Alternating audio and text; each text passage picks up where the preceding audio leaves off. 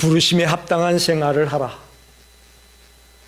하나님의 자녀라는 신분을 가진 자라면 신분에 걸맞는 삶을 살아라. 두 주에 걸쳐서 이런 말씀을 우리가 나눴습니다. 다시 말하면 믿는 자라면 어떻게 살아야 할 거냐 하는 말씀을 전했습니다. 오늘 우리 김재일 집사님이 찬양하면서 멘트를 했는데, 예수 믿는 게 제일 쉽고 예수를 닮아 사는 게 제일 힘들다. 저랑 입도 안 맞췄는데 어떻게 오늘 설교 내용하고 맞는 멘토를 하셨어. 믿는 자라면 어떻게 살아야 되느냐,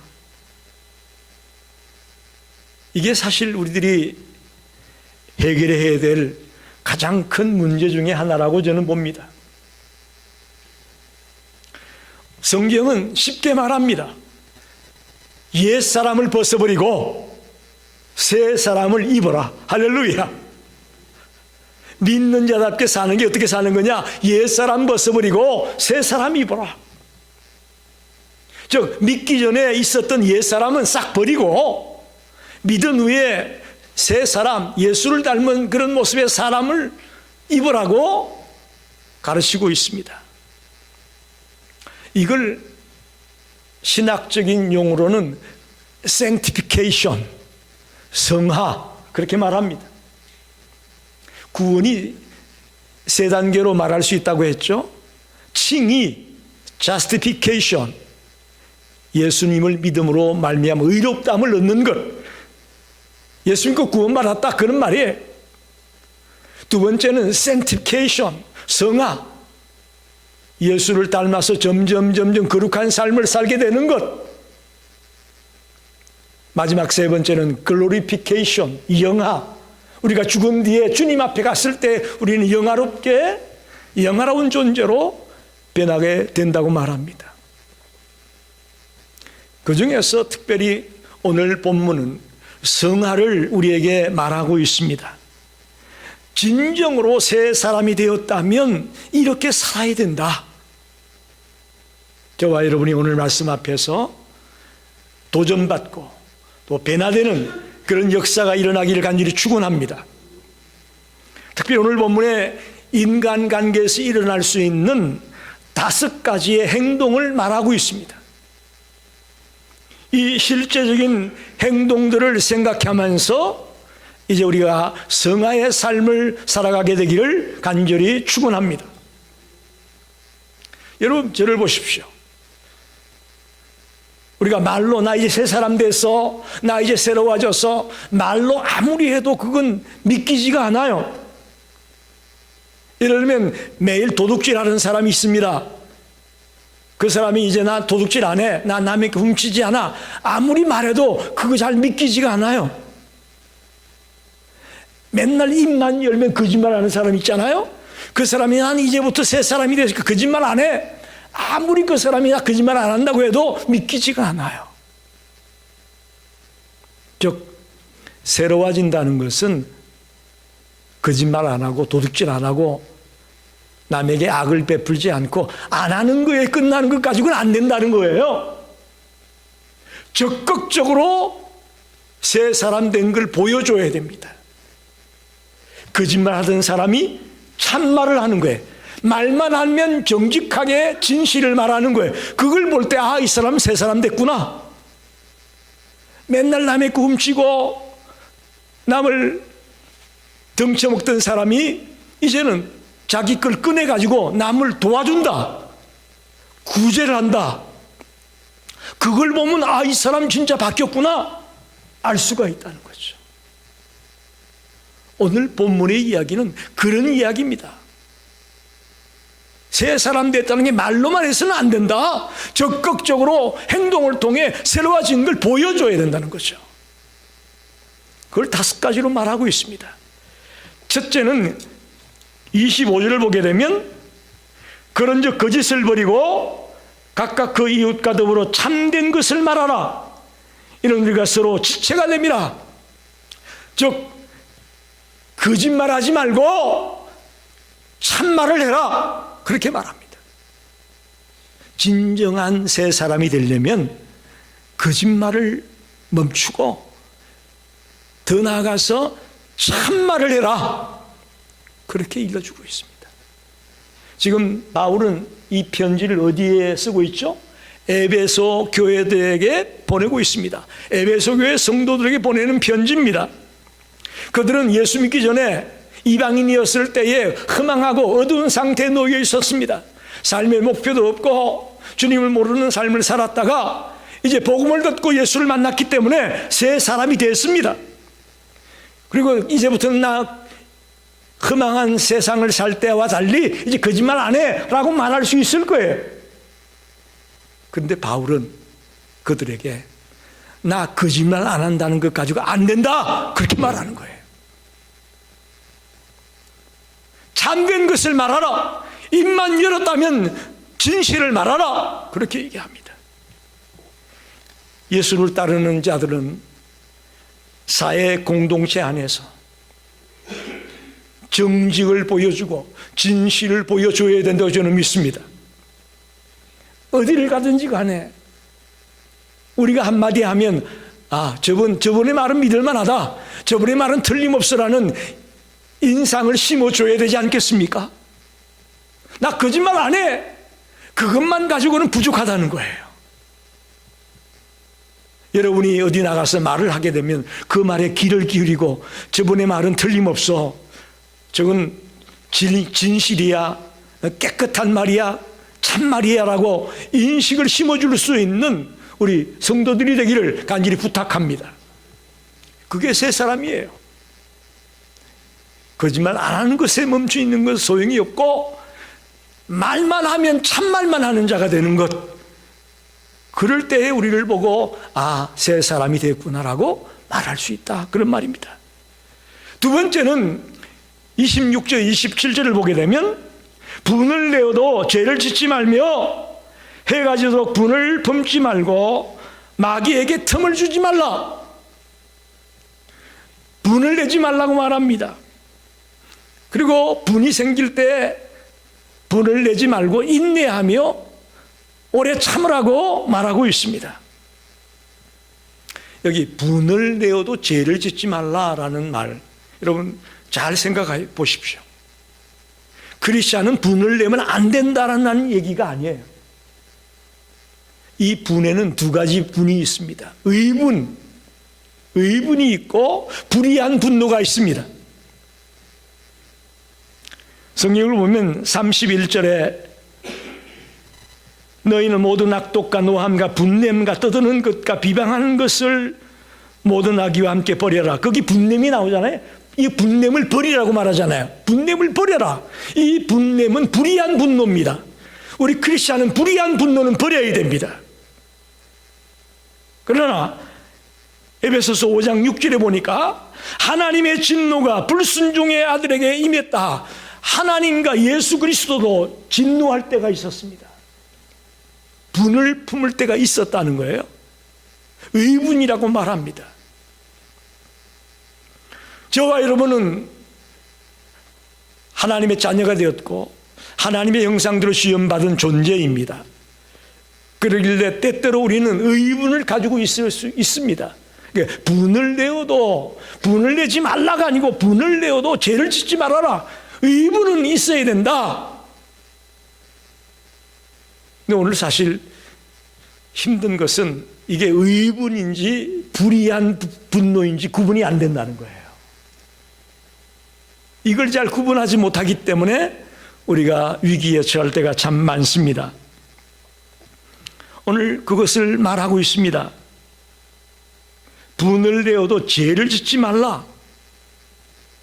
만약에 내가 분을 내는데 내 자존심 때문에, 내 정오심 때문에, 내 복수심 때문에, 내 원한 때문에 분을 내고 있다면 이건 죄 짓는 거예요. 이건 불의한 분노예요.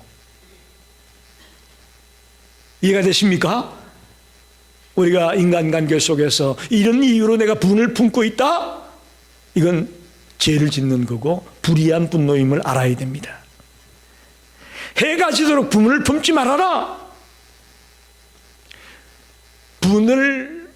의분을 품되 오래 품지 말라고 말합니다. 오래 품지 말라.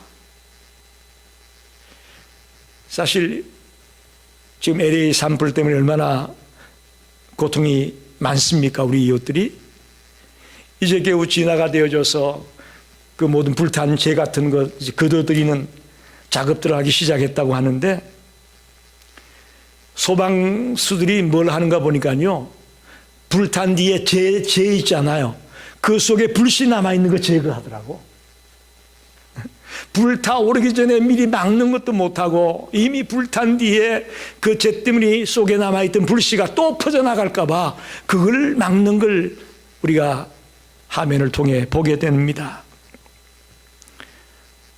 즉, 연기 나는 재를 그대로 내버려 뒀다가는 또다시 불씨가 타오를 수 있다는 것이죠. 마찬가지로 우리 속에 이 분노 같은 것이 남아있으면 또다시 타오르고 또다시 타올라서 우리가 항폐해집니다. 그래서 분을 품되 오래 품지 말라고 분명하게 말합니다. 즉, 분을 품었다면 즉시 사과하고 화해하고 빨리 풀어내야 됩니다. 특히 부부들은 싸웠다가도 빨리 풀어야 됩니다. 아멘입니까? 네? 부부들 관계에 때로는 분노가 생기고 다툼이 있을 수 있습니다.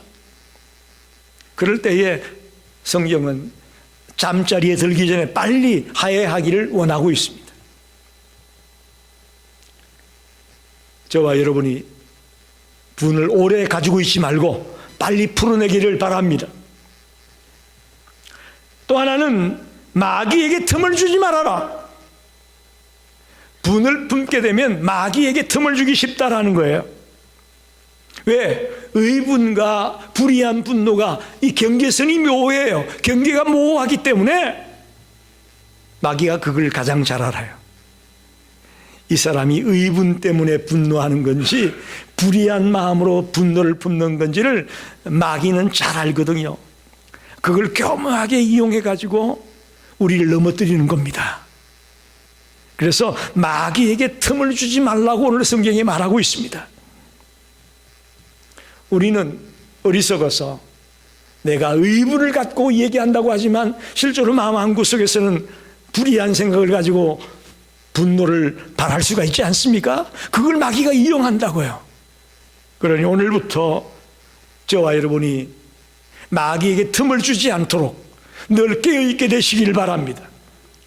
나의 이 분노하는 것 때문에 마귀가 계제를 부르고 마귀가 야, 내 계획대로 돼가고 있다라고 하면 안 되지 않아요? 우리는 정말 하나님의 백성답게 분을 내야 될 때 분을 내고 또 내 개인적인 욕심이나 자존심이나 복수심이나 정오심 이런 것들 때문에 내는 분은 깨끗하게 물리칠 수 있게 되시기를 간절히 축원합니다.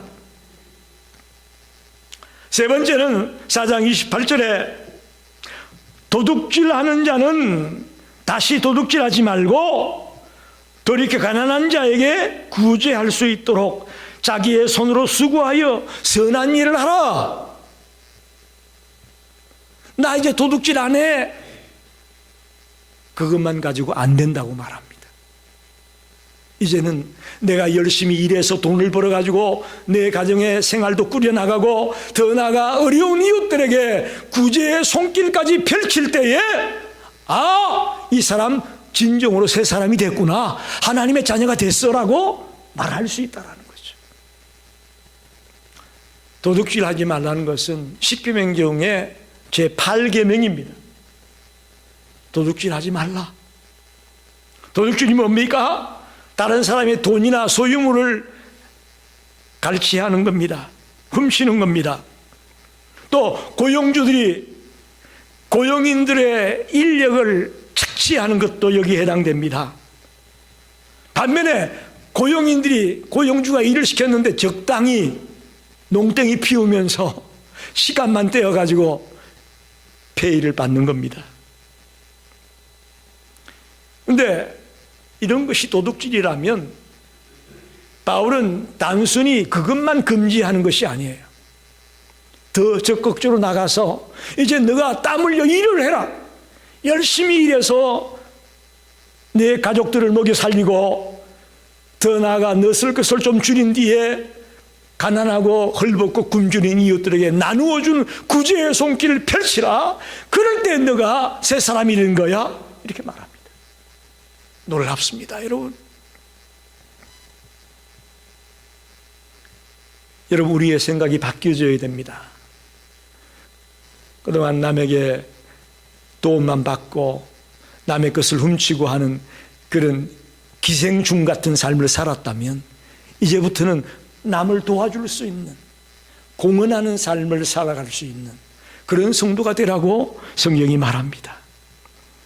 저와 여러분이 그리스도를 닮아 도둑질하는 것이 아니라 오히려 남에게 손을 펼칠 수 있는, 남을 구제할 수 있는 그런 새 사람이 되기를 간절히 축원합니다. 네 번째는 29절로 30절에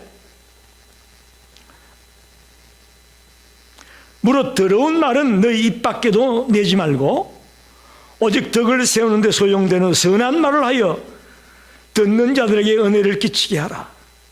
하나님의 성령을 근심하게 하지 말라.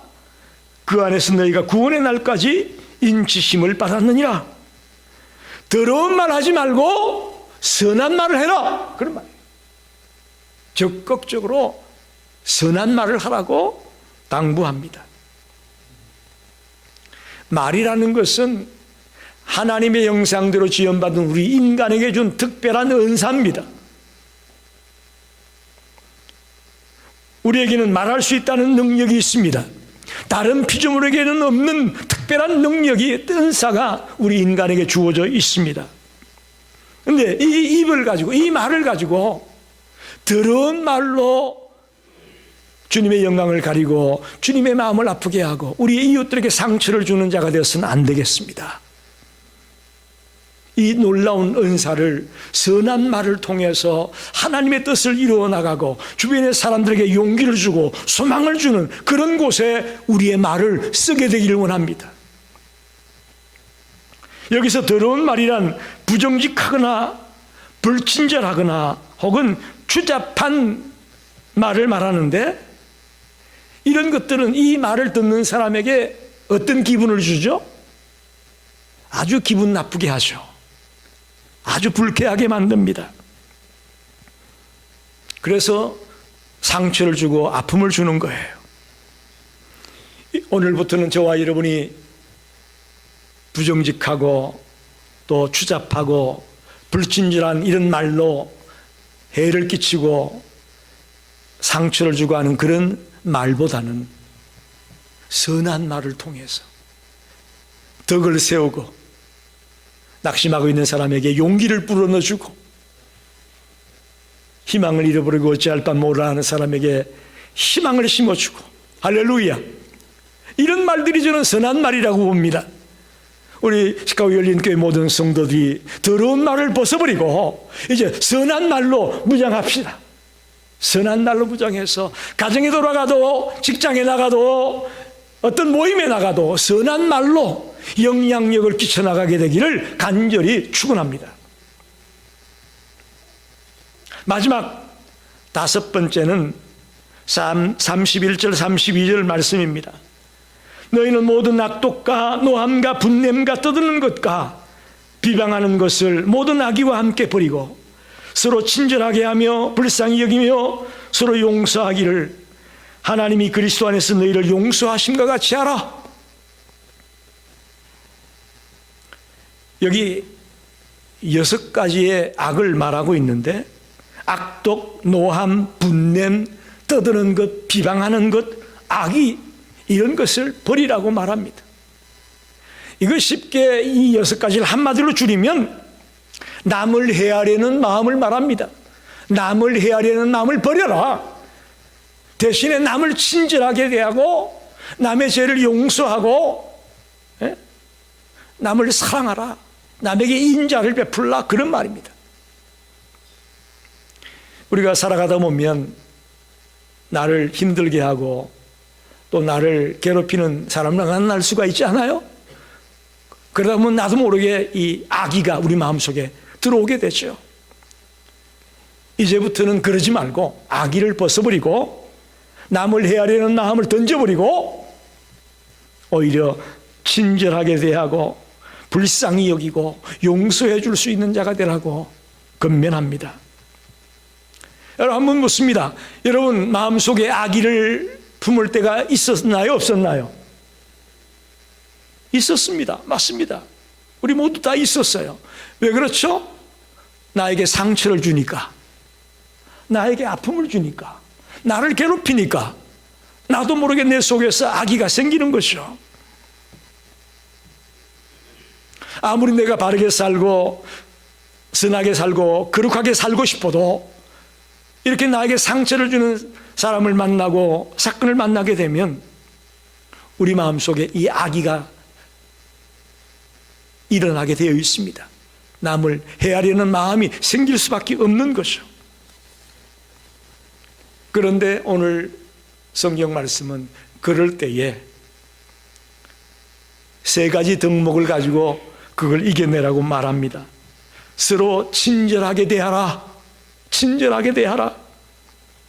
즉 호의적으로 남에게 행할 수 있고 하나님을 닮아가려고 하는 그런 마음을 갖게 될 때에 우리는 친절하게 대할 수가 있다라고 말합니다. 우리가 사실 만나는 사람마다 친절하게 대한다는 거 이게 쉽지가 않아요. 그런데 참 기분 좋을 때가 있어요. 친절하게 대하는 사람을 만나면 기분이 좋아지더라고. 여러분 안 그렇나요?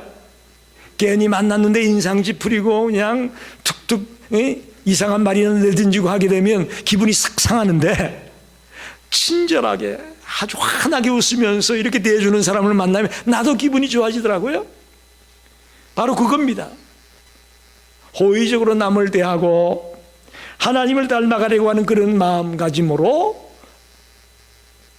대하는 그런 성품을 이제 친절하게 대한다 이렇게 표현하고 있습니다. 두 번째는 불쌍히 여겨주라고 말합니다.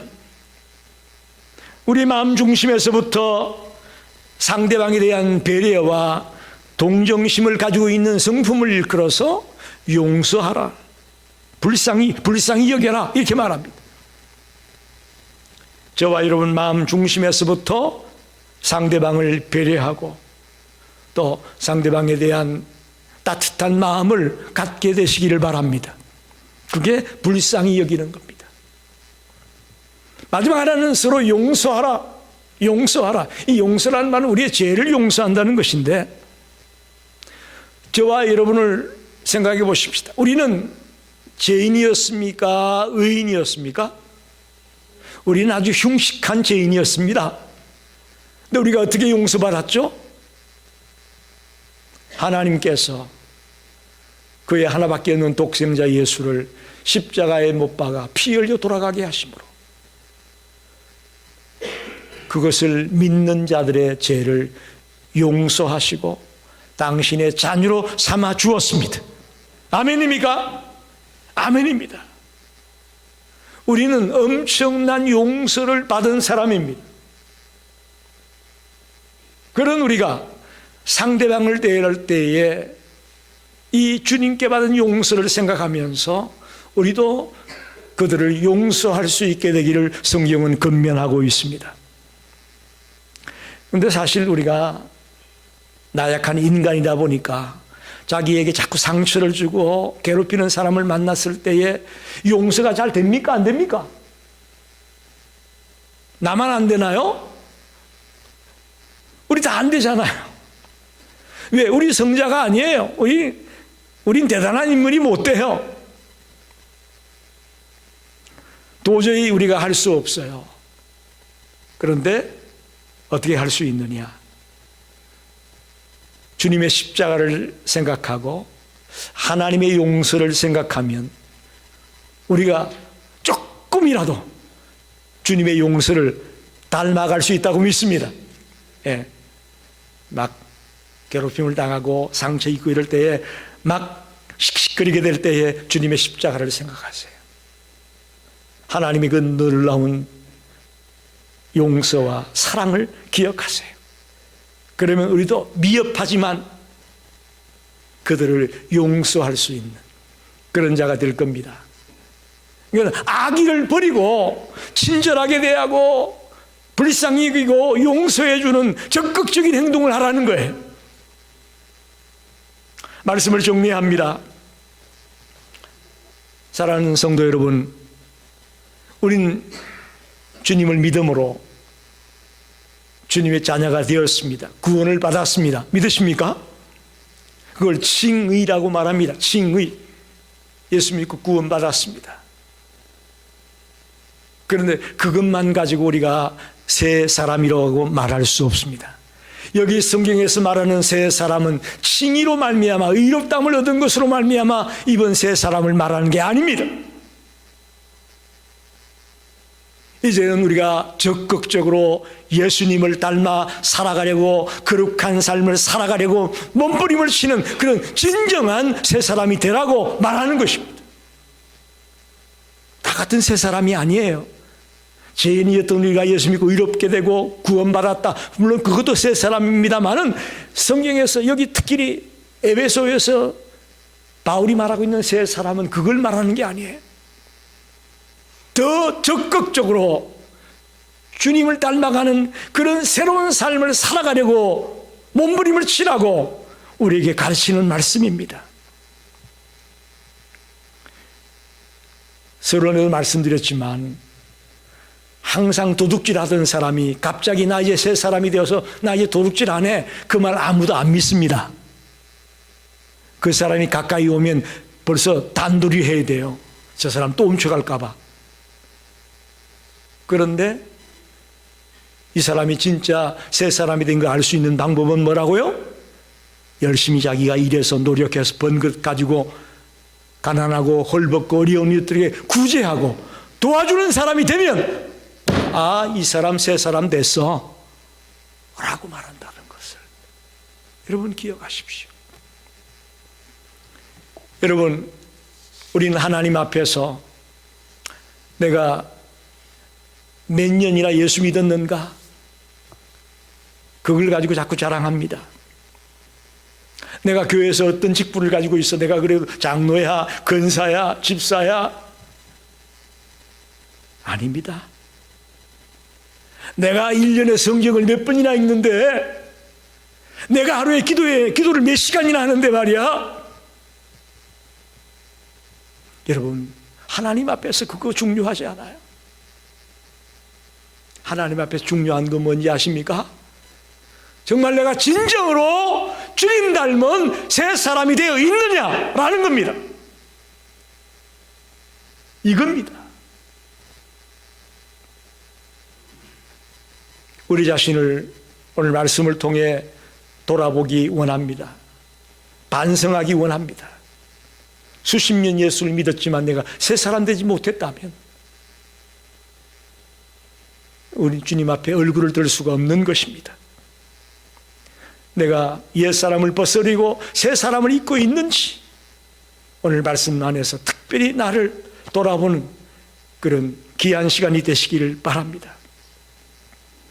내가 나쁜 짓 안 한다고 해서 새 사람 된 것이 아니고 적극적으로 선한 일을 해 나갈 때에 새 사람이 된 것이라는 것을 보여주는 것입니다. 우리 사랑하는 시카고 열린교회 모든 성도 여러분들이 오늘부터 진정한 새 사람으로 살아가시기를 간절히 축원합니다. 기도하겠습니다.